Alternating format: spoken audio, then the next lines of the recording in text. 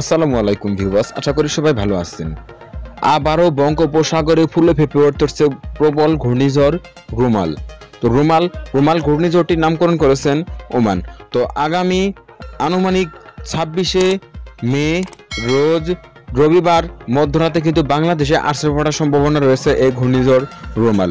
তো এই ঘূর্ণিঝড় রুমাল বা এই ভারী নিম্নচাপটি কোথা থেকে উৎপন্ন হচ্ছে এবং আছড়ে পড়ার সম্ভাবনা রয়েছে তা কিছু ধারণা দেওয়ার চেষ্টা করব আমি এই ভিডিওতে। তো অবশ্যই ভিডিওটি না টেনে সম্পূর্ণ দেখার অনুরোধ রইল।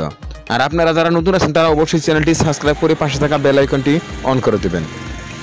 তো আমরা যদি প্রথমে এদিকে যদি লক্ষ্য করি তাহলে দেখবো কোথা থেকে এই ঘূর্ণিঝড়টি উৎপত্তি হচ্ছে। তো প্রথমে যদি আমরা 20 তারিখ থেকে লক্ষ্য করি তাহলে দেখব প্রথমে কিন্তু শ্রীলঙ্কা এবং কি ভারতের অন্ধ্রপ্রদেশ থেকে কিন্তু আস্তে আস্তে ভারী নিম্নচাপটা কিন্তু আস্তে আস্তে এদিকে মিয়ানমারের দিকে কিন্তু এই বঙ্গোপসাগর দিয়ে কিন্তু মধ্য বঙ্গোপসাগর দিয়ে কিন্তু আস্তে আস্তে অনেকটাই প্রসারিত হচ্ছে। তো পরবর্তীতে দিন বাড়ার সঙ্গে সঙ্গে কিন্তু এটা আস্তে আস্তে বাংলাদেশের দিকেই মুখ অনেকটাই ঘুরিয়ে নিবে।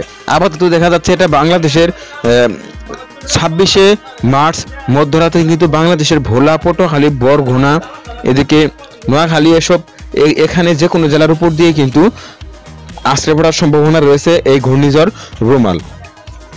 তো পরবর্তীতে যদি আমরা 21 তারিখ লক্ষ্য করি তাহলে দেখব 21 তারিখে যদি লক্ষ্য করি তাহলে এদিকে দেখব এই ঘূর্ণিঝড় কিন্তু বা এই ভারী নিম্নচাপটা কিন্তু আস্তে আস্তে এদিকে বঙ্গোপসাগর দিয়ে কিন্তু আস্তে আস্তে মিয়ানমার দিয়ে কিন্তু এই ঘূর্ণিঝড়টি আস্তে আস্তে বাংলাদেশের দিকে অনেকটাই মুখ ঘুরিয়ে নেবে। তো এদিকে যদি আমরা 21 তারিখ বা 22 তারিখের দিকে যদি লক্ষ্য করি তাহলে দেখব এই আস্তে আস্তে কিন্তু এই নিম্নচাপটা কিন্তু আস্তে আস্তে এদিকে মিয়ানমারের দিকে কিন্তু অনেকটাই এগিয়ে যাচ্ছে। এদিকে দেখতে পাচ্ছেন প্রথমে কিন্তু নিম্নচাপটি কিন্তু এখান থেকে শুরু হয়ে গেছিল এবং কি পরবর্তীতে কিন্তু এটা আস্তে আস্তে এদিকে মধ্য বঙ্গোপসাগর দিয়ে আস্তে আস্তে কিন্তু এদিকে মিয়ানমারের দিকে কিন্তু অনেকটাই অগ্রসর হচ্ছে। তো পরবর্তীতে যদি আমরা আস্তে আস্তে আরো সময় এগিয়ে নিয়ে দেখি তাহলে দেখবো আস্তে আস্তে কিন্তু এটা মিয়ানমারের দিকে কিন্তু অনেকটাই মুখ ঘুরিয়ে নিচ্ছে। তো আমরা যদি 24 তারিখের দিকে লক্ষ্য করি তাহলে দেখবো এটা কিন্তু আস্তে আস্তে আরো অনেকটাই গতি কিন্তু অনেকটাই বৃদ্ধি করতেছে বা পরবর্তীতে কিন্তু এটা ঘূর্ণিঝড়ের রূপান্তরিত হওয়ার সম্ভাবনা কিন্তু অনেকটাই বেশি। তবে এর দাপট কিন্তু যদি ঘূর্ণিঝড় নাও হয় তাও কিন্তু ভারী নিম্নচাপ আকারে কিন্তু বাংলাদেশের বেশ কিছু জেলার উপর দিয়ে বেশ ভালোভাবেই দাপট দেখাবে।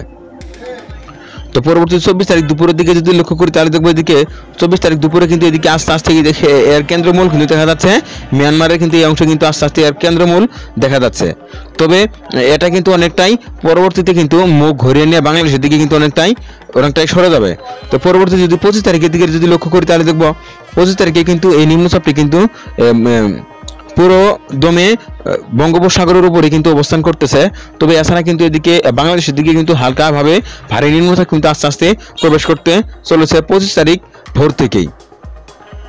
তো পরবর্তীতে যদি এদিকে লক্ষ্য করি তাহলে দেখবো 25 তারিখ দুপুর 12টার সময় যদি লক্ষ্য করি তাহলে দেখবো এদিকে কিন্তু বাংলাদেশের দিকে কিন্তু আরো অনেকটাই বা গতি কিন্তু পরবর্তীতে কিন্তু অনেকটাই হারিয়ে ফেলছে এবং কি ভারী নিম্নচাপ আকারে কিন্তু বাংলাদেশের দিকে যাচ্ছে। তো এদিকে যদি আমরা রাত 1টার সময় লক্ষ্য করি 25 তারিখ রাত 1টার সময় যদি লক্ষ্য করি তাহলে দেখবো এদিকে আপাতত কিন্তু মিয়ানমারের দিকে কিন্তু ভারী নিম্নচাপ আকারে কিন্তু থাকতেছে এই ঘূর্ণিঝড় রুমান অথবা ভারী নিম্নচাপটি কিন্তু এদিকে পরবর্তীতে অবস্থান করতেছে। এছাড়া যদি 26 তারিখের দিকে 26 তারিখের দিকে যদি লক্ষ্য করি তাহলে দেখবো আস্তে আস্তে কিন্তু 26 তারিখ সকাল থেকে কিন্তু এদিকে কক্সবাজার ও বান্দরবনে কিন্তু তীব্র ঝড় বৃষ্টির সম্ভাবনা থাকবে। কারণ এই ঘূর্ণিঝড় অথবা ভারী নিম্নচাপটি কিন্তু আস্তে আস্তে প্রথমে কিন্তু এদিক দিয়ে কিন্তু বেশ বাংলাদেশে কিন্তু প্রবেশ করবে।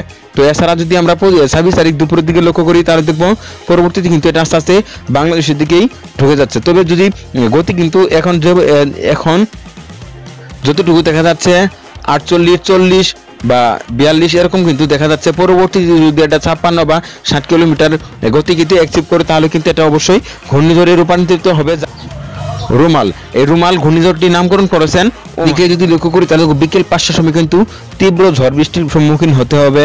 এদিকে কক্সবাজার, বান্দরবন, রাঙামাটি, খাগড়াছড়িতে কিন্তু তীব্র ঝড় বৃষ্টির সম্ভাবনা কিন্তু রয়েছে। তো আমরা যদি 26 তারিখ মধ্যরাতের দিকে যদি লক্ষ্য করি তাহলে দেখবো এটা কিন্তু দেখতে পাচ্ছেন এদিকে কিন্তু আপাতত কিন্তু আশ্রয় পড়তে চলেছে এই ঘূর্ণিঝড়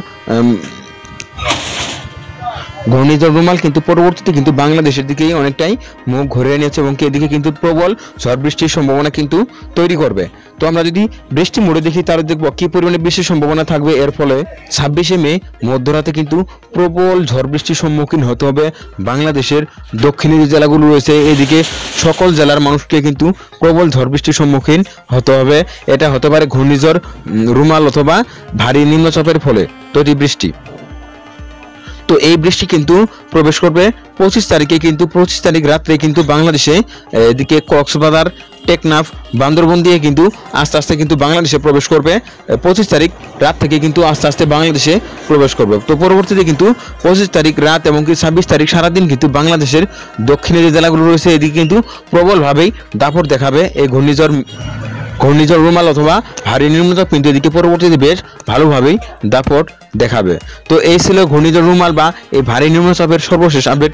পরবর্তী আপডেট পেতে অবশ্যই ওয়েদার আপডেট ভিডিও ইউটিউব চ্যানেলটি সাবস্ক্রাইব করে পাশে থাকার জন্য অনুরোধ করা হচ্ছে সবাইকে।